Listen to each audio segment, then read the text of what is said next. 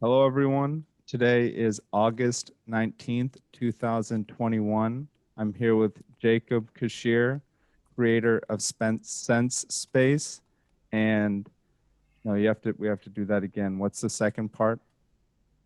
Not worried about it. I'm not worried about it. Okay. Then I no, will we get have to to do it. We'll get to it in the conversation. So okay. Thank you for coming on the podcast, Jacob. it is my pleasure, Karush. How is it today in San Diego? Today is beautiful. Yesterday was cloudy and like 70 after a lot of very high temperatures, and today it's not too bad. How is it in Berlin? It's so, but I'm still getting out and getting my running in, and You yeah, run? recently I do. Yeah. Wow. Yeah, as of the What last got week. what got you into running? Um a buildup of intensity created by my like life conditions and ambitions that I felt like I needed to train. It Brain to it was outlet? it, it wasn't specific to what the training was. It was just a feeling that I need to be pushing myself and pulling myself and like putting myself at that edge. Yes. Um, yeah, like that is somehow essential to my health, and like it goes in with all of the other practices. And Yes.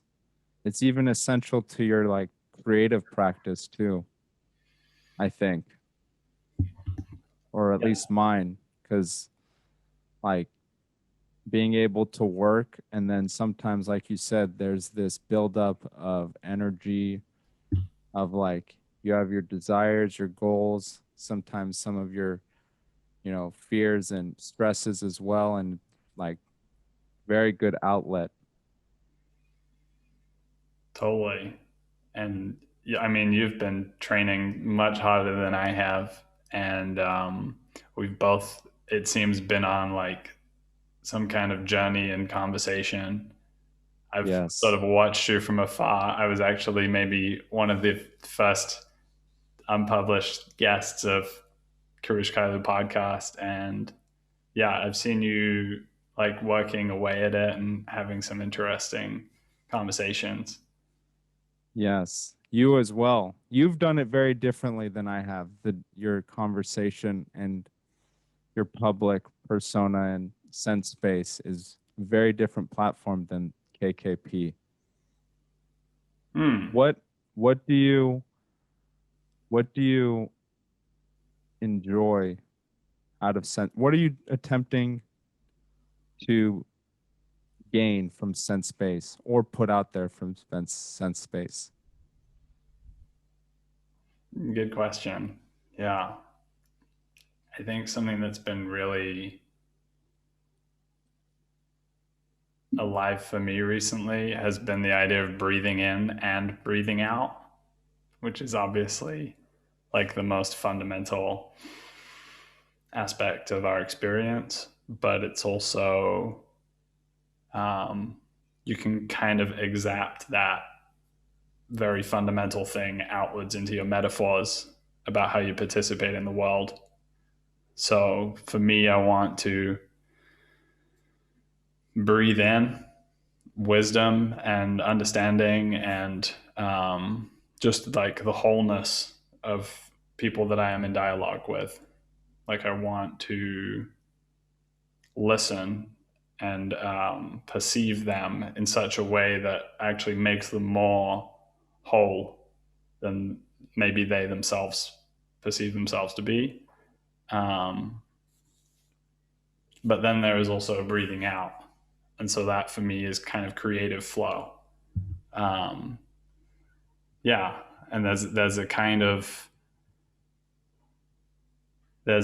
muse or like yeah, like a creative flow that I can get into and participate with, in which my um, capacity for insight and joining and weaving ideas together is actually increased by my participation in the we space.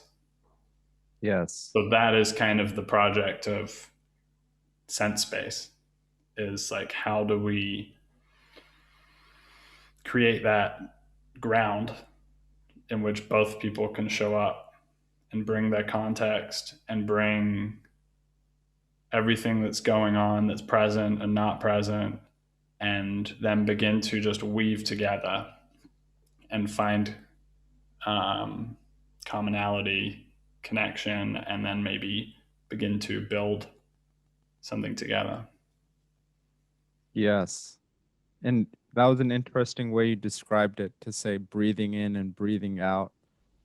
You know, for me personally, breathing in on this podcast has been fairly easy.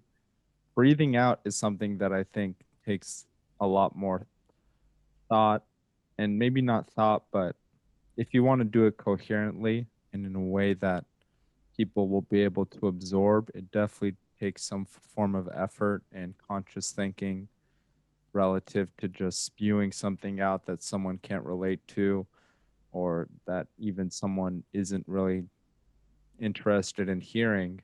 I mean, we can spew that out, but it it isn't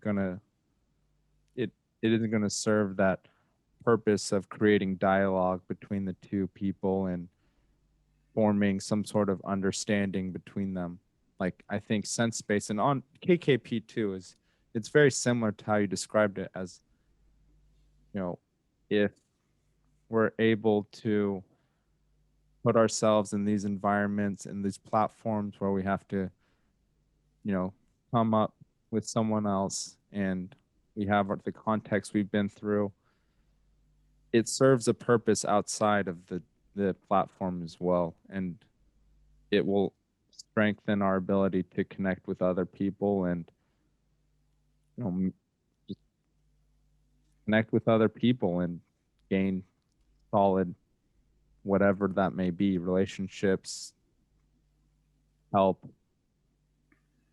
Yeah. anything. Yeah, very much. Yeah.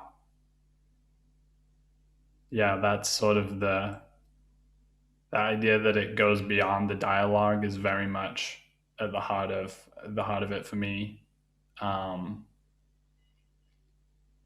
you and I both have talked a lot about psychedelics before, and I think that's sort of a relevant comparison or analog for what I'm talking about with dialogue is is getting into this kind of flow and participation with somebody where you begin to make sense and like speak in a way where you're saying something you haven't necessarily said before. And so there's this kind of like meandering, like I'm at the edge of what it is I want to say. And then I sort of find it, and then it starts to come. That gets pretty psychedelic in participation, especially with me, because I'm a psychedelic guy and I've been practicing it a lot. And so, yeah, like insights can be stirred in a conversation that are not fulfilled until weeks and months afterwards. And sometimes never. There can be that meandering, that slight meandering can sometimes never be crossed, and, Hmm. you know, that's a shame, really, more than anything, because that's a lack of understanding between two people, or just a sort of agreement that, I mean, it's kind of left open, whatever. If you don't continue further in that dialogue, in that understanding of communication, you know, and even in your own head, there's something that arises and there's a question. And sometimes for me, I question whether that's a legitimate question worth asking. And then the dialogue never gets opened up because, you know, of just my inability to bring that into the open and bring that out, communicate my thoughts. Hmm. And a lot of times, not all the time. Sometimes, you bring that out and it's not really worth what you bring it out for. But a lot of times, a lot of development can be stalled because of that, you know, a meandering of that not inability to move forward with a topic, point, sort of question in your mind just because you don't know if it's worth going into. Well, sometimes we have to just find out, and sometimes it's not worth going into, but a lot of times, more times than not, there's a lot of insight to be gained there, or something to be gained for you, but also the other person there if you show up with an attitude of appropriate breathing in, breathing out, and with some conscious effort. Yeah. Yeah. I feel from you that this is challenging. Like it's a challenging thing, and it's a Yes. challenging thing in society as a whole to like have a meaningful conversation with somebody and to like go into that depth and to be able to sort of stay balanced in it. And for some people, like going into, yeah, like they're not well prepared necessarily to go into those depths. And so, I see this kind of dialogue practice of getting into what I call emergent dialogue, or what is widely called emergent dialogue or dialogos, where you don't know where it's going to go. And you just sort of go from what's present, what's most present, most true, what's going on. And you kind of trust that the thing will gather together by itself. Um, but I do see like having a meditation practice and having kind of interpersonal. There's things like circling, which is kind of called the yoga of relating to people, um, and that's very much like practicing with people, like listening and speaking and some very basic things. But you quickly discover that just like getting into these emergent dialogues with people, and you say something, and instead of just veering off, I go, what I'm hearing from you is this, or like, this is kind of what I heard from you. And then I sort of confirm it with you, and then we can build off of that and go further. And it gets pretty weird. Like, it gets pretty palpable. Like, there's a kind of field that is created between the two people gradually.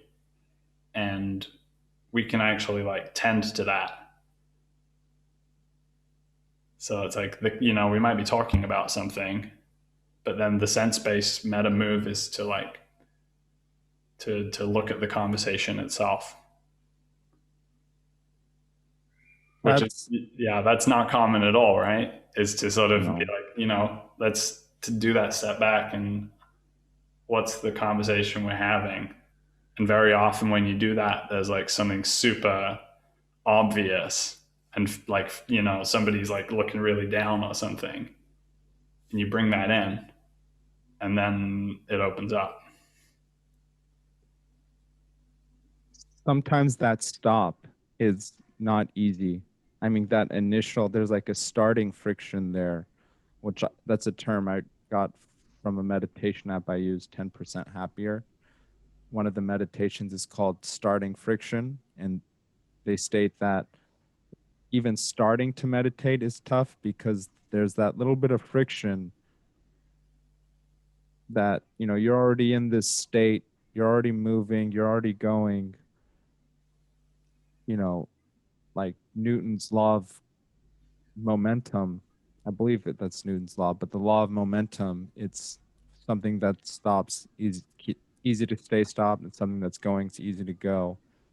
So it's not simple to do. I mean, it is simple to do. It's not easy though. And what was that first term you used? Emergent dialogue? Mm-hmm. Where did you learn that term? Um, well, I came across Dialogos first, um, and then I kind of came across Emergent Dialogue later, and they're really very much now like they're pretty much the same thing as far as I'm concerned. But there's a kind of popping up of lots of different people who are playing with and practicing this kind of social psychotechnology practice. One moment. Give me one moment.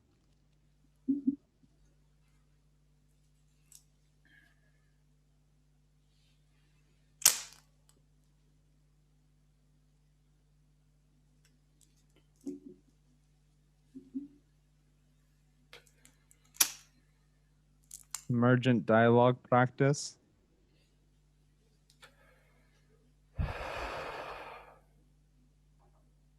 Yeah.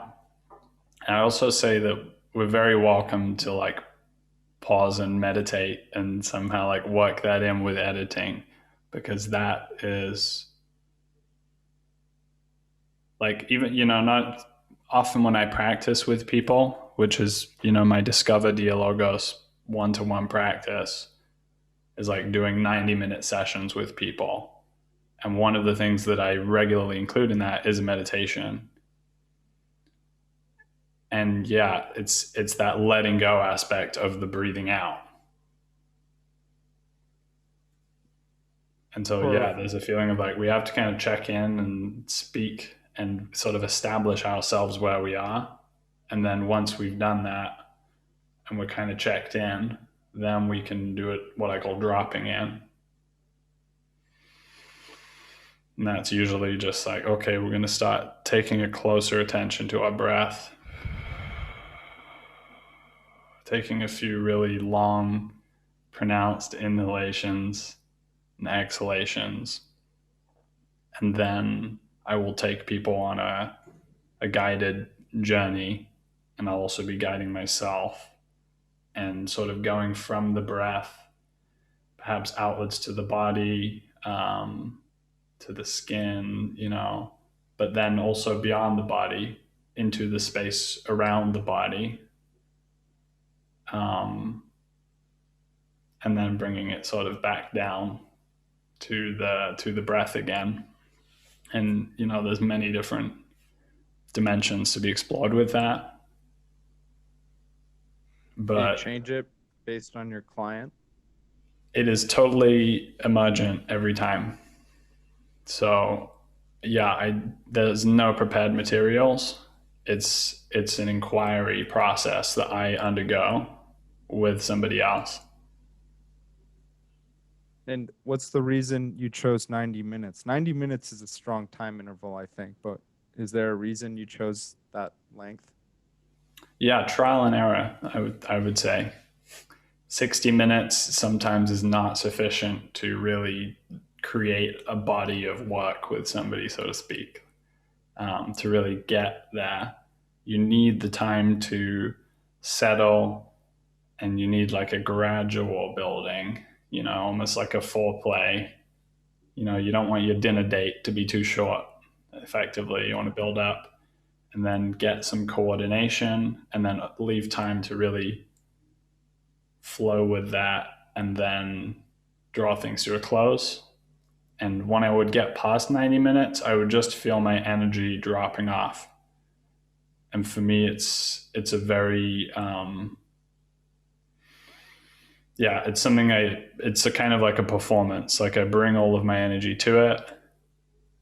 Like physically, like everything feels very engaged and activated in the mode of it. And the thing that is affording of like being fully in it is being very judicious with my time boundaries.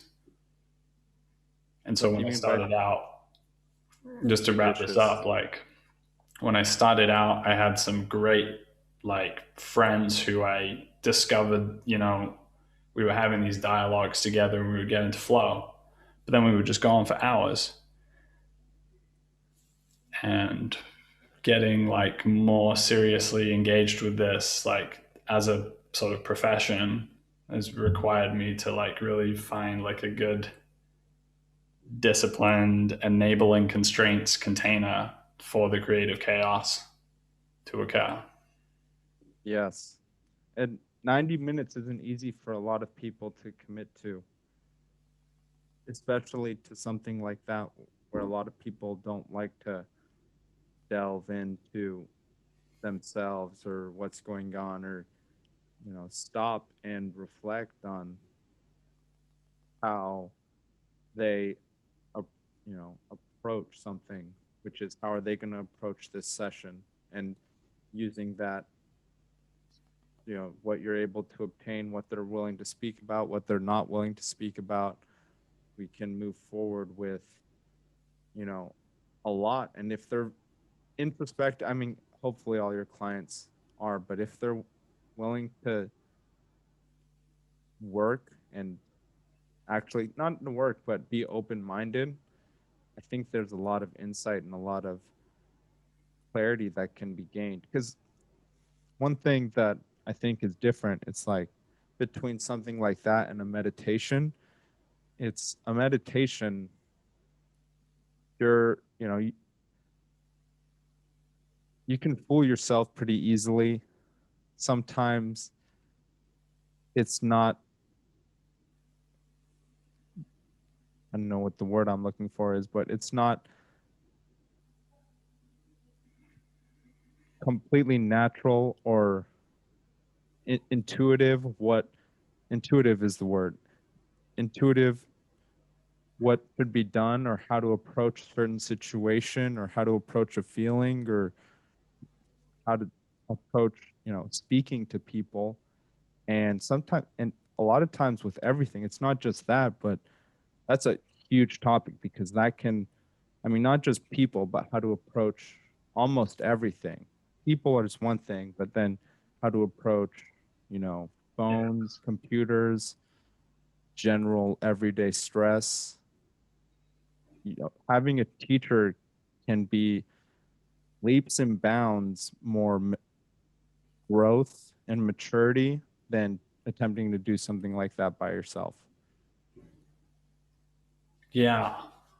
But yeah, like I definitely can speak to the limitations of meditation only practice. Um, but it's a very important practice too. Yes.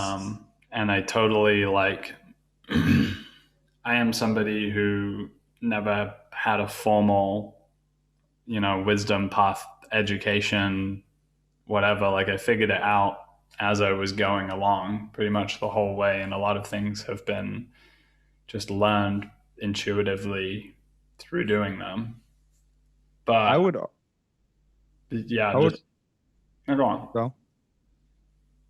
You listen to a lot of podcasts, and you've been out there and listening to people like Sam Harris and others who are in this realm. And, you might not have met them personally, but I would argue a lot of those people, Jordan Peterson too, have been teachers. Like Jordan Peterson is like one of the most successful professors of the last 10 years, if not the most successful professor in the world of the last 10 years, because he has taught more young men about the subject that he cares deeply about than anyone else has by far, I think.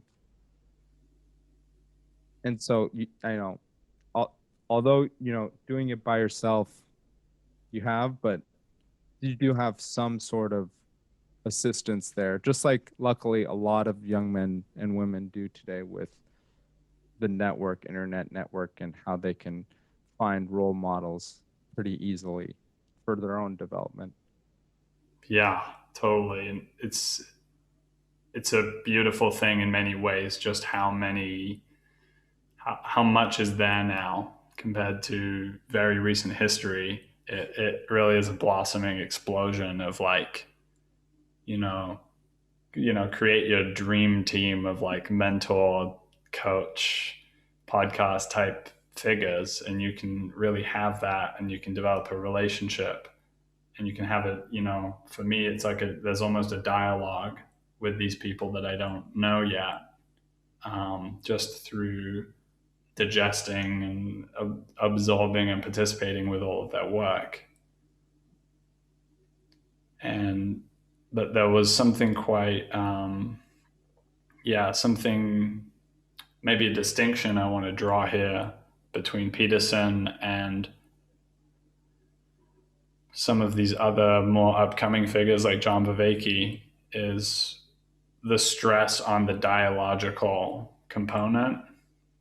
Whereas for Peterson, like, he's an incredible monologue giver, in terms of like Yes. a logos, like someone like really grounded in themselves and connecting with the world, and somehow becoming like an instrument or a thing through which a channel of reality can flow that is much greater than just him. And that's sort of where the animating power comes from, I think, along with being very rooted in the darkness. Um, but Peterson with others is a different story. Um, there's a kind of like skillfulness of getting into right collaborative relationship with others, and like the dance of that and the back and forth and like almost the eroticism, not in the sense of sexuality, but in the sense of like the deeply embodied connection that occurs between a self and an other. So yeah, when I found these guys like John Vervaeke, Guy Sengstock, Jordan Hall, Christopher Mastro Pietro, they were showing something that could occur between people that would sort of produce that same logos, revealing, enlivening thing, but it was much more held between two people. And they really started bringing through this idea of fellowship as sort of the virtue and the thing that we can aspire to, um, and that people who sort of follow them can aspire to, is this this fellowship of dialogos, this sort of relationship of virtue, effectively, where you want to connect with what's true with other people, and you both are like sort of, in wonder at that thing that's greater together, and you're both sort of um just connecting in that way. And it can be, relationships for me where I don't speak to someone for many months at a time, but then there's sort of a return and like an ongoing checking in with someone whilst I'm going through a transformational process. Yes. And that it's much more enjoyable than the alternative, which is to not breathe out or breathe in. Really, it's to not reach out to other people, to not initiate that dialogue, which I found is by and far the easiest way to go about connecting, getting, conversation started, finding answers to questions, progressing in my growth and maturity. And, so I've always been one, I haven't, but breathe, I was going to say I was always been one to breathe in, but no, that's not true. It's something that's not easy. It's not natural. I think even as we get older, it might be less intuitive, less natural. We all kind of want to re- retract into our own whatever safe havens, comfort zones, and not open up that dialogue, not create those new connections. Because, like you said, alluded to earlier, it's work. It's not, it takes a certain amount of effort from both parties. And, you know, you said that after 90 minutes, you felt in your sessions that you were, you know, your ability to show up was faltering, you know, and your ability to, be there as a present, able person in Yeah. dialogue, drops. And I feel the same way. I cap off most of these podcasts at, 90 minutes. It'll generally be 80 to 90 minutes. And after nine, even, that last, 30, last 15 to 30 minutes, that can be a lot different than the first 45 minutes where it's a lot of conversation, a lot of dialogue, a lot of intuitive back and forth. And so I understand if people don't want to show up and don't want to do that because it's, tough. But I think anytime we're able to connect with someone else, not anytime, but many times, it's maybe even anytime. I'm not sure, but most of the time for me, it ends up being a positive experience, something that I gain, something that makes me happier than the alternative of not connecting with anyone, going through that, whatever. It might be, something as simple as being in a grocery store for 20 to 30 minutes and having a small dialogue with someone about, for example, yesterday I was in the grocery and someone bought like 20 to 30 racks of lamb ribs. Mm. And I was just waiting there behind them trying to get, a piece, some lamb. And then they opened up a dialogue with me saying something like about the fact that they bought, over 20 racks of lamb ribs. And I was just like, it was nice. I mean, it was really small and it was like a minute, if that, but still, I mean, we all smiled, had a good laugh, and then walked away. And that's just better than the alternative. And that's like the smallest of things versus like being willing to say something to someone, but not wanting to them to outright reject you. That fear can go so far past just not wanting to get rejected by a person that, to eliminate that fear and just say, if this person wants to speak, we'll speak. Maybe we'll gain something. Maybe we'll have a laugh. If not, then there's 7.5 billion other people in this world, and most of them know English. Not most of them, but a lot of them know English now. Mm-hmm. Yeah. Yeah, I really appreciate the value of those little small talk encounters. Like they definitely don't just discredit that stuff. For me, that's one of the sort of gems of my time in the United States as well. Is like my relationship to the U.S. is that happens more, and it feels, at least when I was like really socially maldeveloped, um, that felt very liberating for me. So yeah, that's just me throwing in some of my background with that. But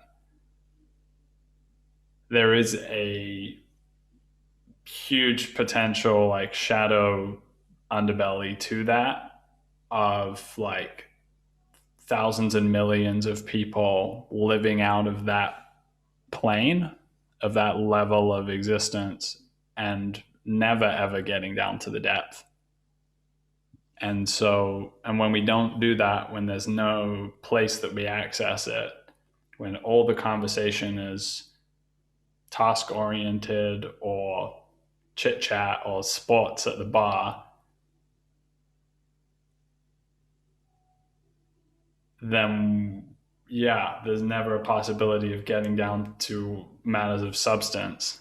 And like that can mean a lot of people basically living in what I would call an unconscious way, which is to say they go through their life sort of riding on top of this whole unconscious personality structure that's not realized and brought through, and this perpetuates cycles of trauma and all kinds of things.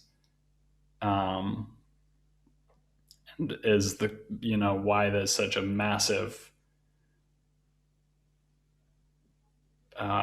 preponderancy for men to kill themselves and teenage boys and all of that. So yeah, as a sort of confidently sensitive male, I would say I do feel this tension of wanting to speak more directly to men's issues, or like the question of like young male initiation processes, and like the necessity of men really having relationships that are very close, and men like wrestling with one another in a meaningful way. I think that's so important. And I realized this in the context of just me as a man, but also leading a men's group that I've been participating in for the last year, and other relationships with sort of young men that are my peers.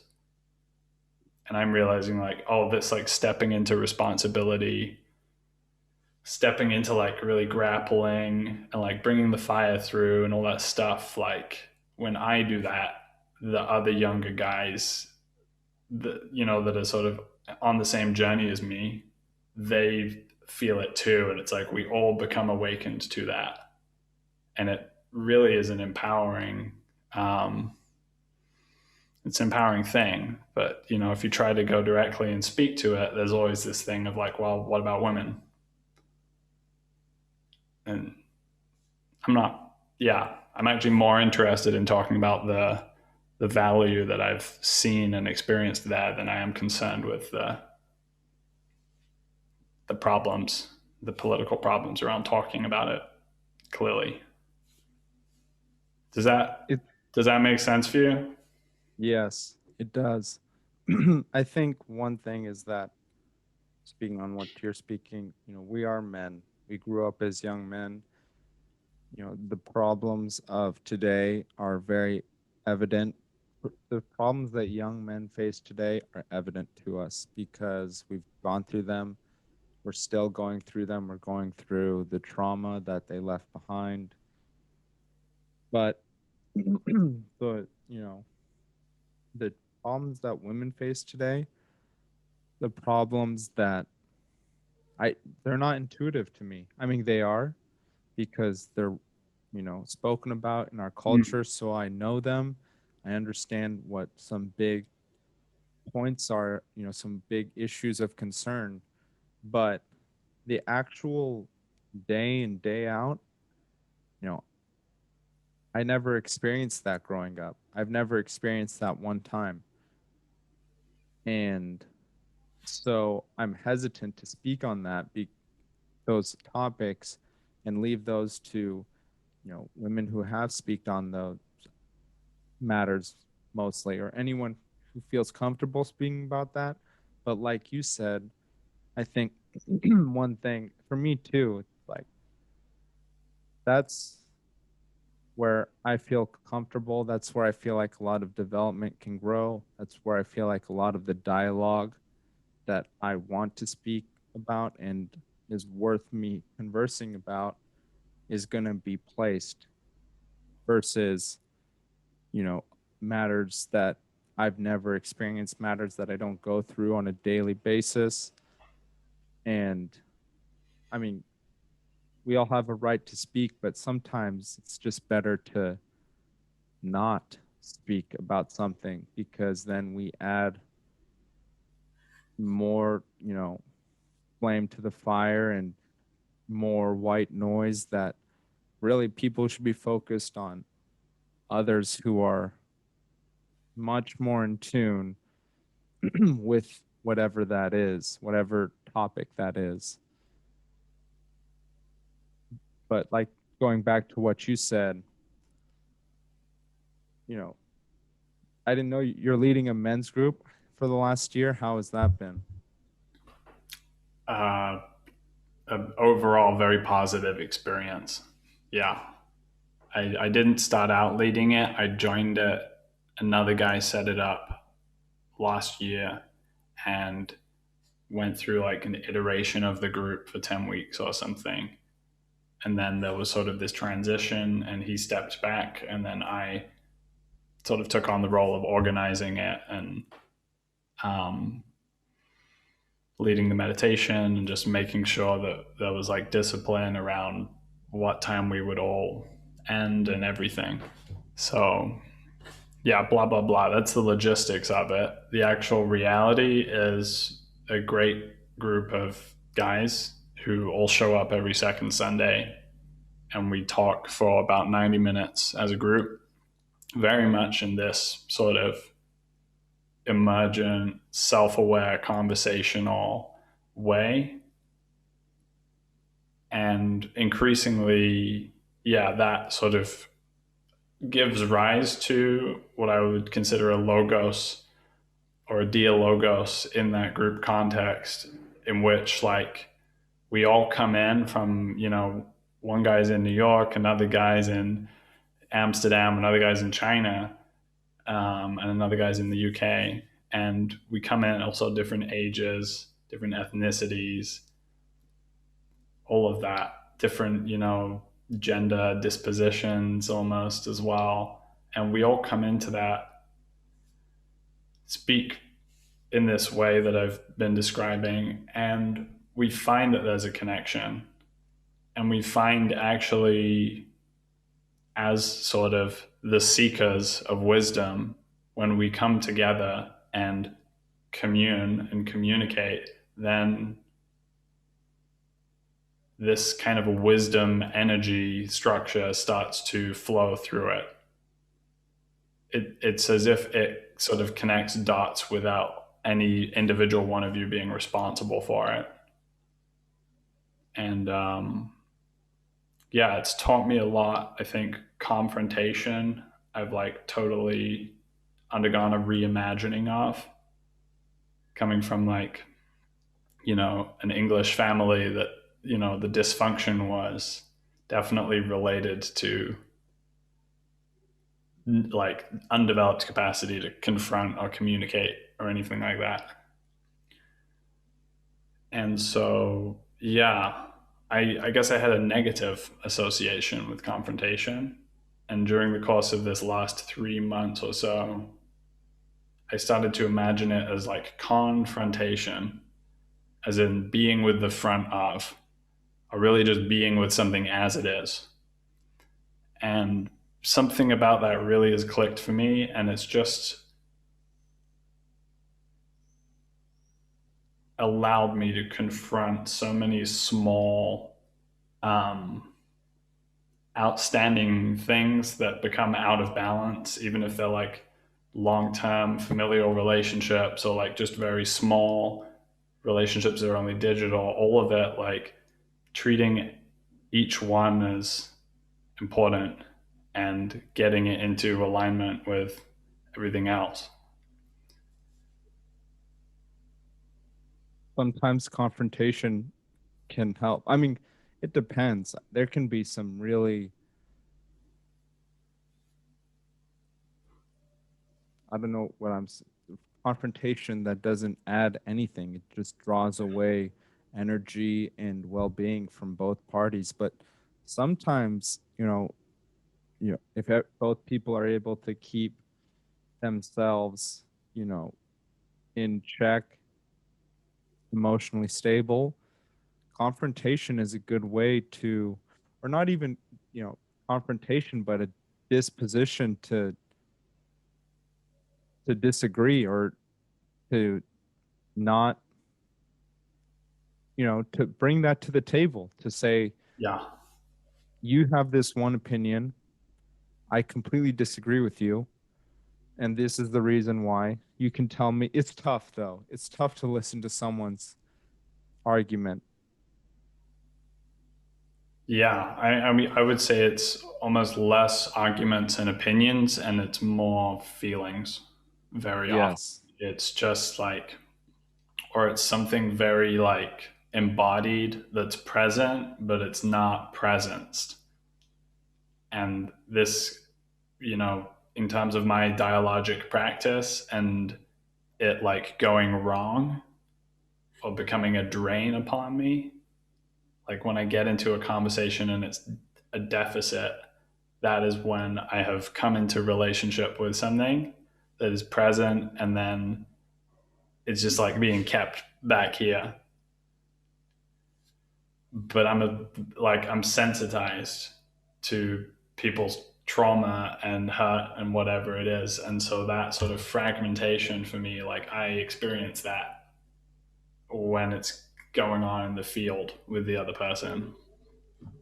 So yeah, it really isn't an argument as such. It's like a very grounded,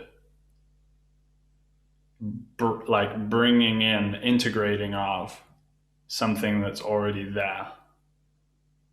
And this has been like super, super helpful for me, just like in smaller ways, like starting to record like monologue explorations of ideas, starting my own group events recently, practicing dialogos.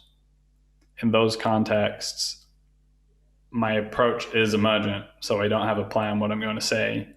I get in the room and then I feel like some nerves. And I just like take the space to myself, whatever the context I'm in, and then I'll like speak into. So if I was feeling really nervous, I'll be like, yeah, and I'm feeling some nervousness right now. And like in including it, I transcend it. Like I'm no longer nervous once I've spoken it through into the space. And then from there, I can actually start doing my, um, philosophical inquiry. I'll start really deepening the space for people. That it's not natural, I think, doing things like that to take. I mean, it is natural, but it's not easy to do. That takes a lot of letting go, a lot of trust in yourself.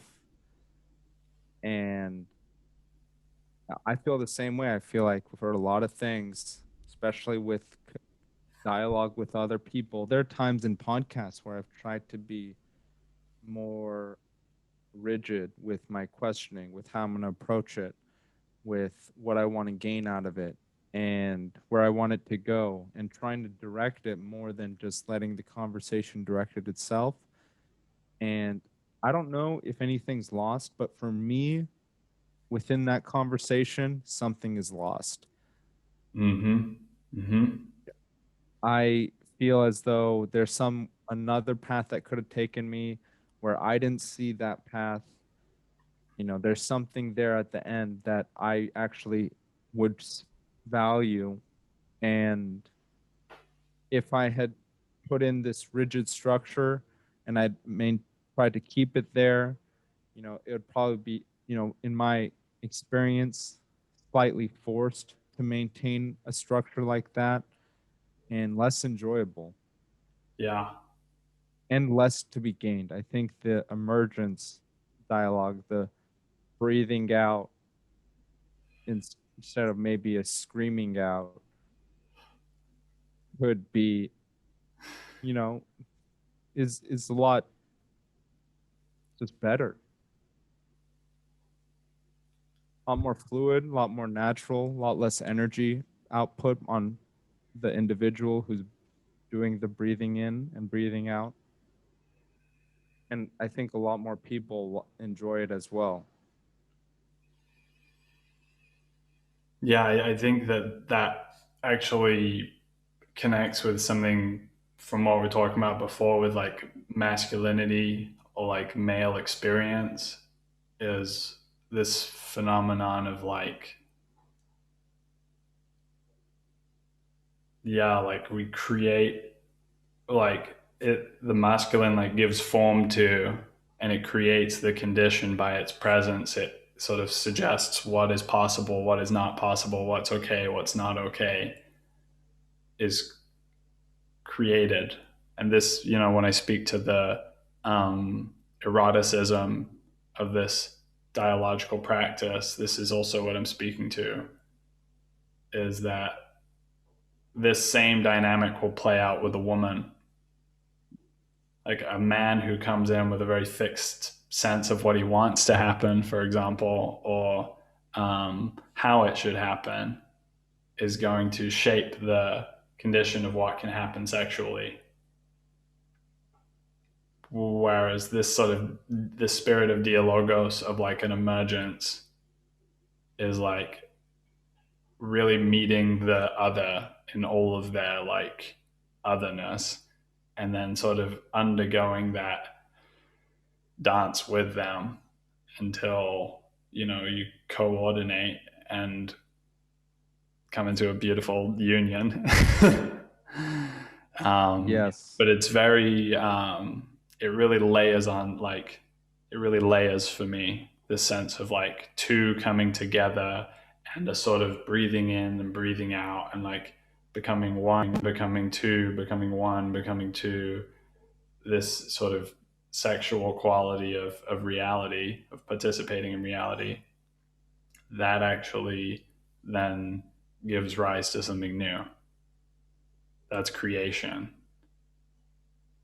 Um, and so when we, yeah, that is the depth for me of what happens in Dialogos, is we participate in like the primordial spirit of this reality, which is on some level to bring together two creatively to give rise to a third. And this is also, you know, in the Holy Trinity of Christianity and different other things, there's various ways that this kind of consummation, sacred consummation. But we have to let go. We absolutely have to let go. I can think of nothing more important to the present and future well being of humanity, as infinitesimal as we are in the immense void like vastness of things. Like, yeah, submission is the only way of being in relationship to something that is so so Out vast of our control. and out of our control. And yeah, this has been the most, this is sort of the ground for me that I've arrived at in my own psychedelic journeying, is like at the bottom. I feel like it is a letting go for me now. And that's because of my experience with um, psilocybin this year. But it's also, you know, there's so much that builds up and goes into being ready to undertake a 5 gram journey. Um, You took a 5 gram journey of psilocybin. yeah, with How my was that? heart now. It was the most, it was the greatest magnitude of psychedelic experience up to that point. And it What's was, go on. what's the reason you say that?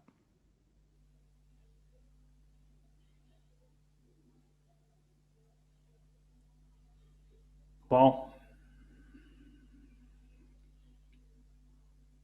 LSD for me had certainly slowed down time and gotten me into all of these rich curiosities of experience, observing, flowers and understanding the nature of reality in a different way. And then several years into that journey, I took psilocybin for the first time, and I had a 3.5 gram trip. And during that trip was the first time I really experienced this embodied expansion and letting go into things, like an at one ment that was really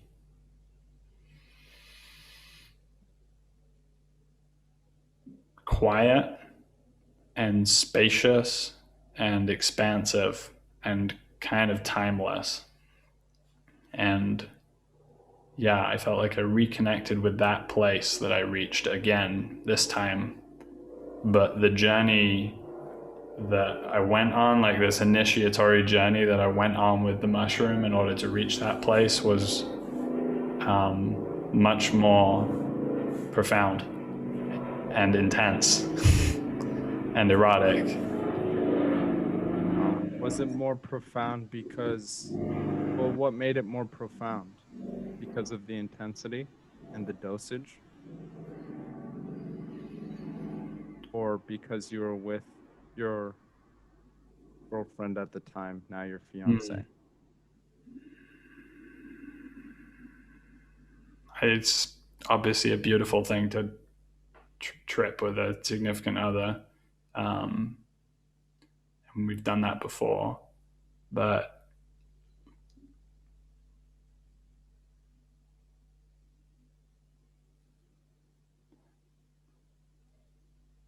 it's a real challenge to put words to this. I can understand. But let's say that there are differing degrees and depths of stepping back, which could be a kind of letting go. And the journey I went on with the psilocybin was a kind of erotic encounter in which there was a sort of coming in and being just sort of I, Jacob, still my ego preserved, and then a sort of gradual dissolving with the music. And then there was like a reconstituting, and then there was a greater dissolving, and a reconstituting, and a greater dissolving. And it's kind of this tantric, like very physiological, physical journey that I went on that took me into like the depths of human collective suffering in a way that felt like I was present to the horrors of the 20th century. Like I was there, it felt like. And it felt like it went on for a really long time. Do you say that because you're in Berlin? Or what's the reason you say you felt that you were Well, through the yeah, horrors of the 20th century? I think it's very present reality or theme in conversations that I've had with my girlfriend. And she was very struck by what's going on in North Korea and the recent accounts on Jordan Peterson with Yeonmi Park. And yeah, I obviously have been engaging with the reality of the Holocaust sort of having happened here. So yeah, I'm sure that fed into it somehow. But there was something about being shown the depth of suffering and also going through this sort of erotic massaging of myself dissolving, which was actually incredibly pleasurable at certain moments, like really like ecstatic. But then reaching this place sort of out the other side of that, as if I had sort of been birthed into my own death, and just finding it to be an incredibly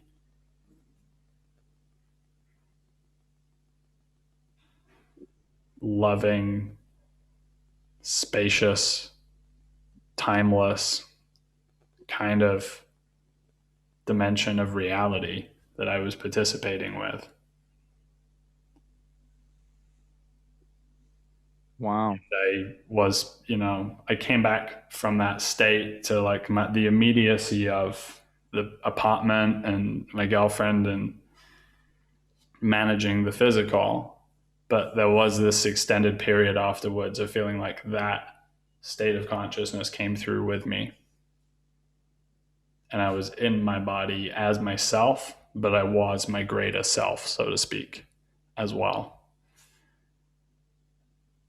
And then, of course, by necessity, a forgetting of that state in order to truly sort of sink back into my life. How do you think you've been able to integrate that experience with your life now, or even after that experience, right after?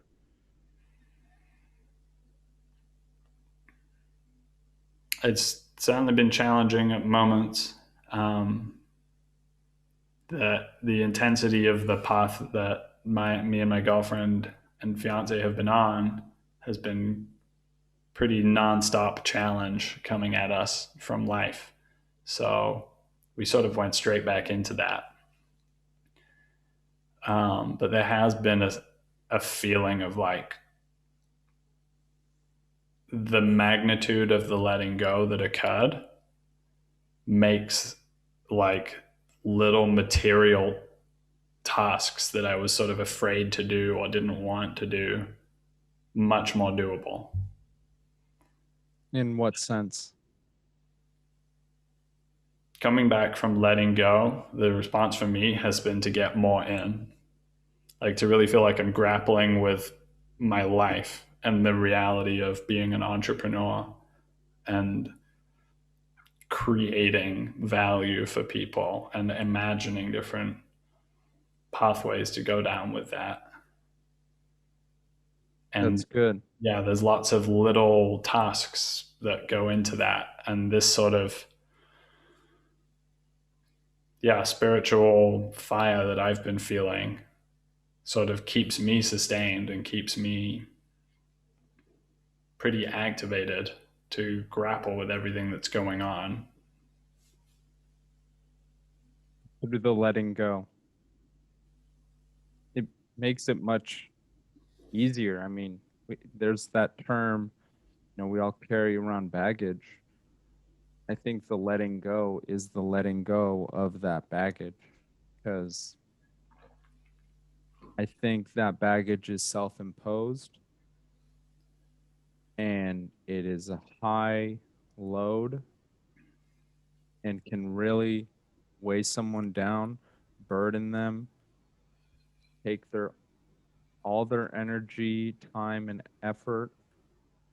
And, when we say let go, it doesn't mean let go and drop everything and drop your responsibilities and Mm-hmm. drop, your duty to the world or whatever. Hopefully we all have some form of duty. For you, that's going to probably be your fiance. And, you know, if letting go doesn't mean dropping that strong connection, dropping the most important things, it means dropping the things that don't serve us anymore, the things that are holding us back from the highest priorities, from being a successful entrepreneur, from being a good fiance, husband, from living in a way that serves ourselves well and doesn't, you Mm. know, take away from our well-being, make us, dive into a hole that's deeper and less optimal, less effective, less happy than the one that we have the potential to walk. Yeah. Yeah. I feel like an amen on what you just said. Because it was, Amen. getting enlivening for me. And it definitely, like, this is, I wouldn't say Hannah and I are religious, but there's a kind of religio quality for us of our participation with life, where we feel like we have a relationship with the universe, let's say. We have a relationship with it. And so, how we are in alignment with that relationship is going to significantly determine what is possible for us in this material reality, in this life. And so, part of the practice that and part of that grappling and showing up for me is also my clients and like my friends that I'm in these dialogues with. Like, for me, this is sort of the altar. Like, I want to always show up as fully as I can to the altar of the conversation, so to speak. And that's kind of a discipline. And I'm losing my thread completely, but I had something really alive to say. So I want to conjure it back up. Well, being there, showing up is impossible if we don't let go. We can't show up for other people if we're weighed down by our own issues. And like you said, diving in deeper is all, it's so much easier if we can let go of whatever it is we really want to let go of, because nobody wants to let go of their significant other or something that means something to them. We only want to let go of things that retract from our well-being, which is absolutely not, going into these dialogos sessions or going into conversations you know, worth something with our friends and family that will actually hopefully get someone thinking, just questioning something instead of making the same Mm, routine mistakes over and over and over. yeah. Did you get your thread back? Yes, I did. Nice. So, this, I think, to put some more words on what we're talking about right now, is it's about not knowing, and not knowing as something that you have a relationship with, and not knowing being one of the most important relationships. You can also substitute that for mystery. Um, and for me, part of the practice of this is to bring in the unknown more. And that's very much embodied in the way of speaking it and performing it, is to like not know where it's going to go. Just like a great musical jam, like you have to be fully in it and the jam has to unfold wherever it's going to go. um, but we can use that, or like that not knowing, in order to be in faithful relationship to it. We actually have to sort of let go of limiting beliefs or emotions or whatever they are, because a lot of that is like a lot of that trapped patterns, trapped energy is like knowing something. For Yes. me, like breaking out of the psychological matrix of like being working class and not coming from people who have any relationship to entrepreneurship or opportunity or anything like that. Any relationship to like you can make your conditions better in the world with money and business. For me, I've had to bring in not knowing onto a lot of different beliefs and convictions I've had about what's possible for me. Because to be faithful to the not knowing, but also if you want to talk about God, like being an instrument for some greater purpose, it's in the interests of whatever divinity flows through us for us to overcome the limiting things that prevent us from becoming greater people than we are, or people who can, become instruments of great good in the world. And so when you sort of get that moreness and the bigger picture into it, and you're really connected with the bigger picture, then it's like, okay, that thing that's really stuck becomes somehow smaller, or you can like surround it with something bigger than it. Yes.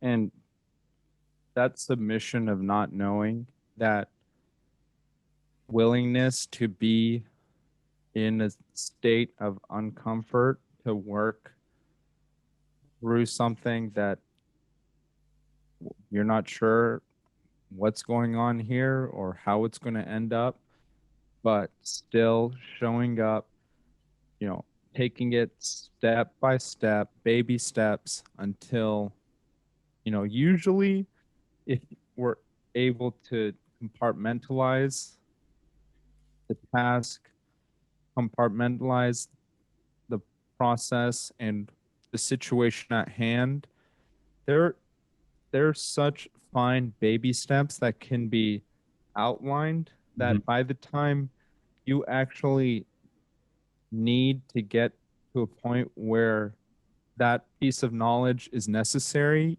it's prob for most times it's there, and not allowing ourselves to submit to not knowing. Sometimes we can make like huge assumptions that completely just supersede those baby steps, and then we just take this massive step past there, but we actually are going the completely wrong direction. And it really takes a willingness to admit you don't know, find the help that you need, finding help. And that's a submission of ego at the end of the day. And that's not easy. I think for us, for the younger generation, with the term just Google it, it's a lot more intuitive to realize, to to admit our ignorance, even to ourselves. But that wasn't always there, and that wasn't always, you know, the the protocol. It's like now, you know, admitting you're ignorant and finding a better option, or finding maybe not a better option, but an expert is really easy.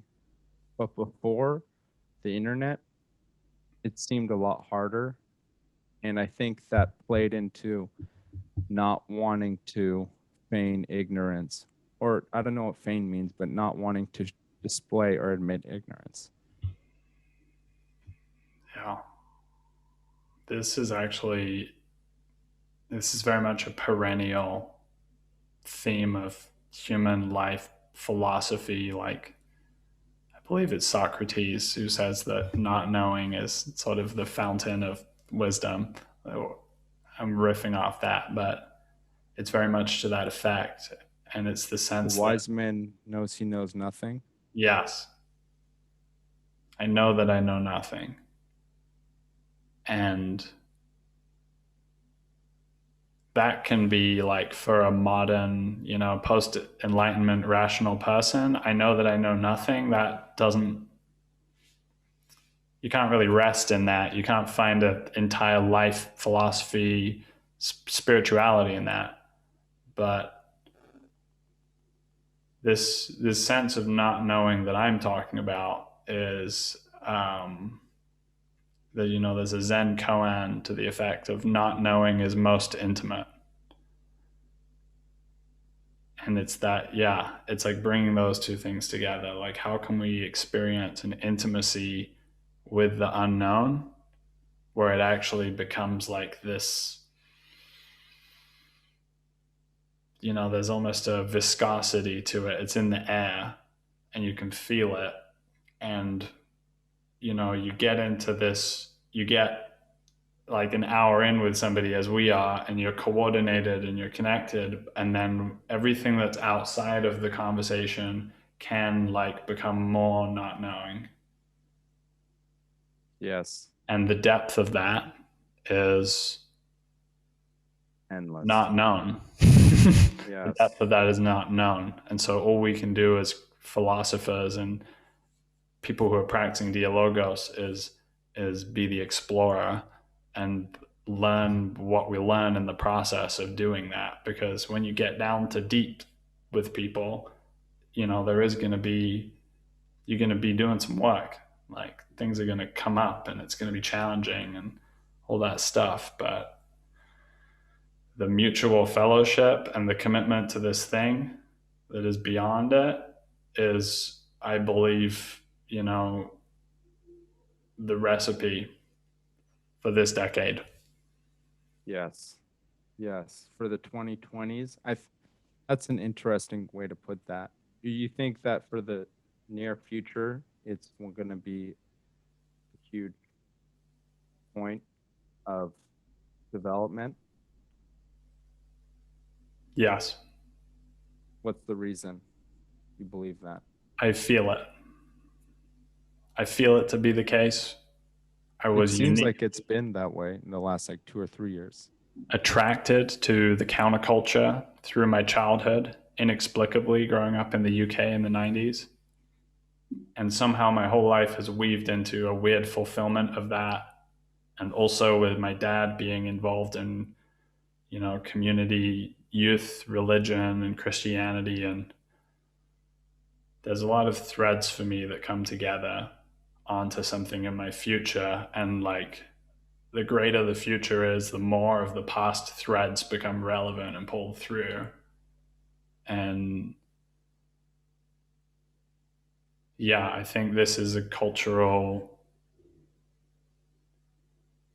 solvent. It's a revolutionary sort of thing, but not in the sense that people expect.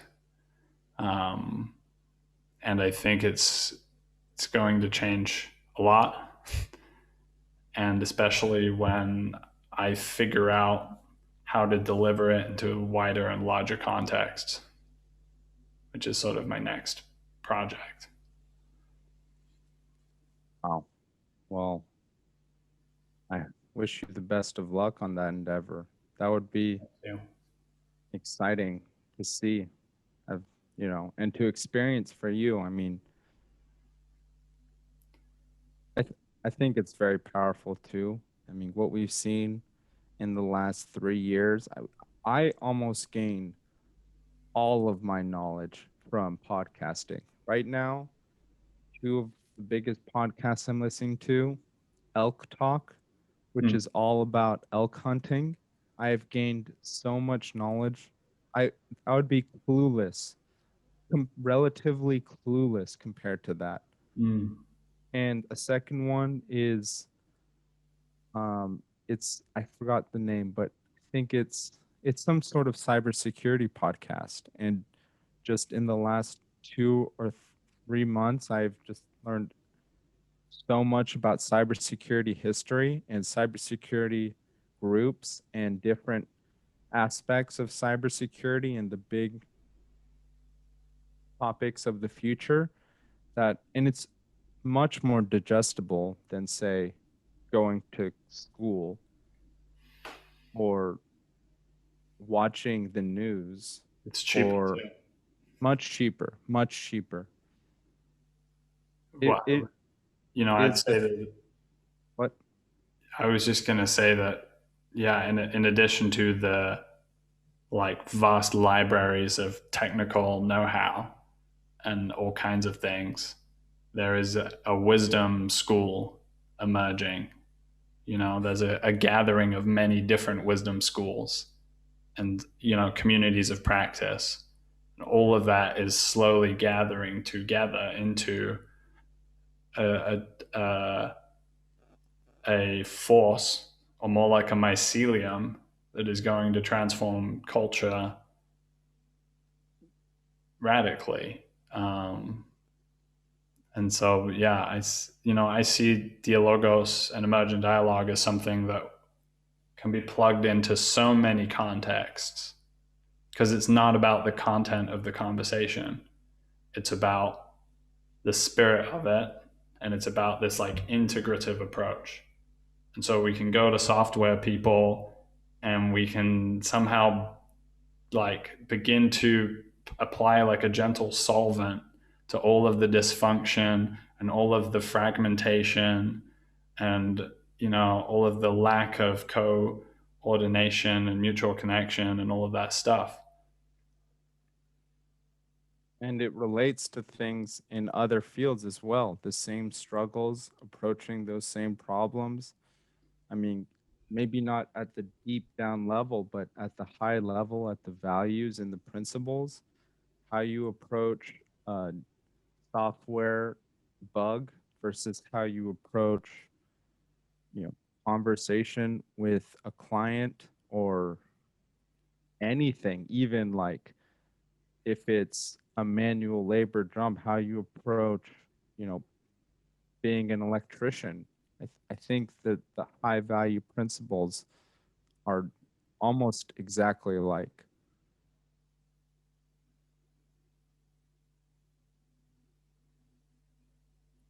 Well, Jacob, it's been a fun conversation.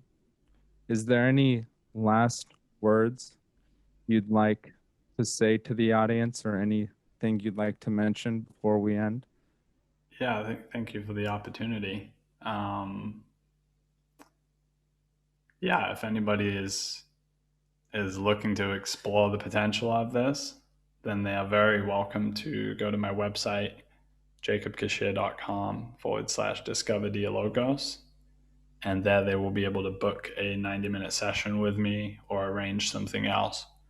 Um, and if people want to experience it in a group context, I'm going to be putting on an event this Sunday. I don't know if the recording will be up soon enough for it, but I'm telling you, in case you want to go, this Sunday evening, European time, morning Pacific time, I'm doing a Dialogos practice open to the public. And yeah, it's been a pleasure to participate. We'll link to all of your profiles. And yes, I think I might join on Sunday. Thank you for coming on the podcast, Jacob. Thank you, Karish.